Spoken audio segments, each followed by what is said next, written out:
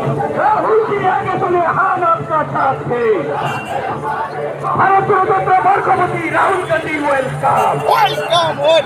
भारत रत्न वर्षपति সৰ্বগুৰু ৰাজপথত কংগ্ৰেছৰ ভাৰত জোড়ো যাত্ৰাৰ এবছৰীয়া বৰ্ষপূৰ্তি অনুষ্ঠান বৰপেটা জিলা কংগ্ৰেছ কমিটিৰ উদ্যোগত সৰ্বগুৰু ৰাজপথত কংগ্ৰেছে এক শোভাযাত্ৰা আয়োজন কৰি অনুষ্ঠিত কৰে ভাৰত জোড়ো যাত্ৰাৰ বৰ্ষপূৰ্তি শোভাযাত্ৰাৰ অন্তত সৰ্বগুৰু গান্ধী ভৱন প্ৰাংগণত এক সভা অনুষ্ঠিত কৰা হয়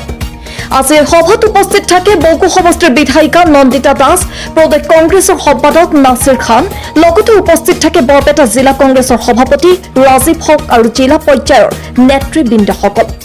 লগতে আজিৰ এই সভাত যোগদান কৰে সৰ্বক সমষ্টিৰ বিধায়ক মনোৰঞ্জন তালুকদাৰে আজিৰ এই সভাত বকো সমষ্টিৰ বিধায়িকা নন্দিতা দাসে উল্লেখ কৰে যে এই চৰকাৰ মিছলীয়াৰ চৰকাৰ প্ৰধানমন্ত্ৰী নৰেন্দ্ৰ মোদী এজন মিছলীয়া আৰু অসমত থকা মুখ্যমন্ত্ৰী ডক্টৰ হিমন্ত বিশ্ব শৰ্মাও এজন মিছলীয়া বুলি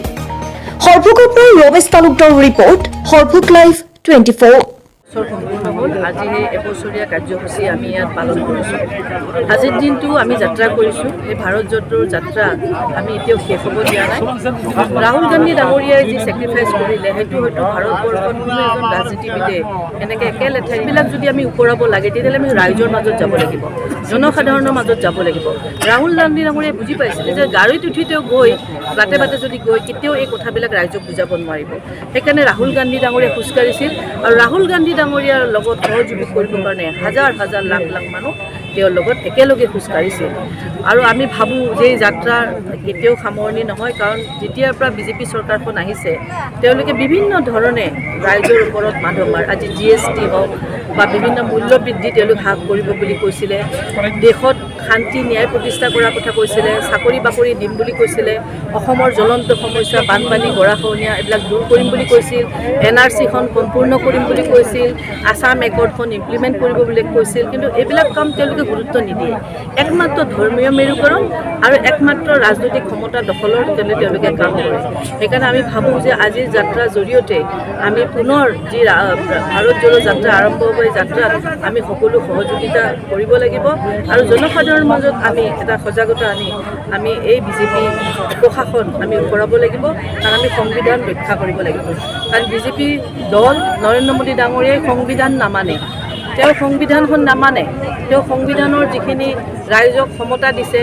সমানতা দিছে জাতি ধৰ্মৰ মাজত যি একতা দিছে মিলা প্ৰীতি দিছে যি ধৰ্ম নিৰপেক্ষতা দিছে বিভিন্ন জনগোষ্ঠীৰ মাজত যিবিলাক সমতা দিছে সেইবিলাক তেওঁ নামানে একমাত্ৰ সমতা দখলৰে তেওঁ উদ্দেশ্য সেইকাৰণে মই ভাবোঁ যে আজি বৰপেটা জিলাত ৰাজীৱ আহমেদ ডাঙৰীয়াৰ নেতৃত্বত যি আজি কাৰ্যসূচী হৈছে যথেষ্ট সফল হৈছে আৰু এই কাৰ্যসূচী অকল আমাৰ জিলাত হৈছে এখন জিলাত হৈছে নহয় সমগ্ৰ ভাৰতবৰ্ষত AICCয়ে নিৰ্দেশনা দিছিল যে আজিৰ দিনটো আমি মনত পেলাব লাগিব আজিৰ দিনত ৰাইজৰ ওচৰত আমি আকৌ যাব লাগিব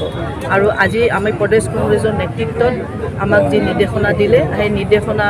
অনুযায়ী আমি ইয়াত আহিছোঁ আৰু অনাগত দিনত এই যাত্ৰা আমি অব্যাহত ৰাখিম কাৰণ আমি চলাই লৈ যাম কাৰণ আপোনালোকে জানে যে ৰাহুল গান্ধীৰ এতিয়া নেতৃত্বত বহুতখিনি পৰিৱৰ্তন আহিছে কংগ্ৰেছ দল যথেষ্ট শক্তিশালী হৈছে আৰু আমাৰ কৰ্মীবিলাক যথেষ্টখিনি আমি শক্তি পাইছোঁ কৰ্ণাটকত আমি ভাল ফল পাইছোঁ আৰু অহা নিৰ্বাচনত যি মধ্যপ্ৰদেশৰ নিৰ্বাচন আহি আছে ৰাজস্থান ছত্তীশগড় বা বাকী যিকেইখন ৰাজ্যত যি নিৰ্বাচন আহি আছে আৰু এই নিৰ্বাচনত আমি সকলোৱে ভাল ফল পাম বুলি আমি কিন্তু আশাবাদী আৰু নিশ্চয়কৈ আমি ৰাহুল গান্ধী ডাঙৰীয়াৰ নেতৃত্বত আমি ভাল ফল পামেই